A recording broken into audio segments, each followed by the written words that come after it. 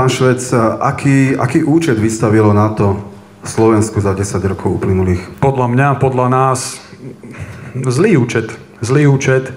Nadviažeme na to, čo kolega hovoril. Baviť sa o stave ozbrojených síl Slovenskej republiky podľa mňa je veľmi komické. Ak systém, ktorý má k dispozícii niekoľko tankov a z tých niekoľko tankov polovica slúži na súčiastky pre tú zvyšnú polovicu, ak sa náhodou pokazia.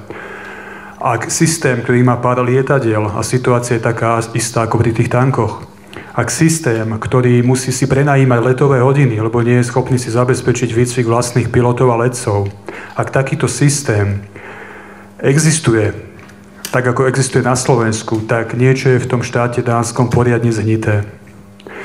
Preto hovorím, že baviť sa o stave ozbrojených síl Slovenskej republiky nemá absolútne žiadny význam. My totižto máme ozbrojené sily Slovenskej republiky na papieri. Ak sa niečo stane, tak ja neviem, kto Slovákov a Slovenskú republiku zachráni.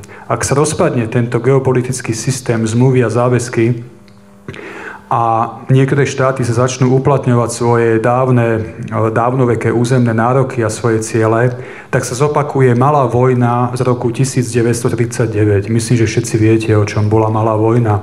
Lenže s tým jedným rozdielom, že vtedy tí slovenskí chlapci mladí boli odhodlaní brániť Slovenskú republiku.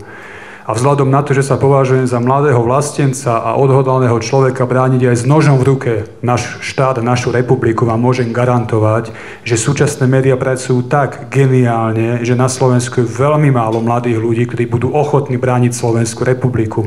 A toto je problém. Čiže ako sa hovorí, všetko zle. Všetko zle. Tu treba urobiť absolútne nanovo koncepciu armády Slovenskej republiky.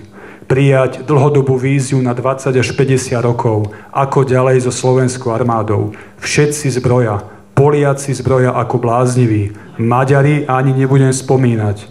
Nemci, Francúzi, Američania, to ani sa baviť nemusíme, Rusi, všetci zbroja. Oni vedia, prečo zbroja. Toto dobre nedopadne. Dejiny sa opakujú v cykloch, len vždy majú iný obal. Toto nemôže dobre dopadnúť, čo sa deje v Európe a vo svete. A ja sa opäť pýtam, kto potom zachráni Slovákov a Slovenskú republiku, ako tu bolo povedané, ak nie Slováci sami. A pokiaľ ide o tie zahraničné misie, jedna veta. Videl som nedávno jeden film. Bol to film o pláne, ktorý mal krycí názov Valkyra. Bol to pokus o atentát na Adolfa Hitlera. A v tomto filme hral Tom Cruise, a hral toho dôstojníka Stauffenberga, ktorý spáchal a pokúsil sa spáchať atentát na Hitlera. A ten film začína veľmi peknou scénou v Afrike, kde za Stauffenbergom príde nemecký dôstojník a pýta sa ho, prečo nemecké vojaci neútočia. V tom čase už len ustupovali, pravda, že v tej Afrike. A Stauffenberg hovorí, nemôžeme ustupovať, lebo nemôžeme postupovať, lebo nemáme ľudí, nemáme materiál, nemáme techniku, aby sme mohli bojovať. A potom tomu nemeckému dôstojníkovi podal jednu veľmi peknú vetu.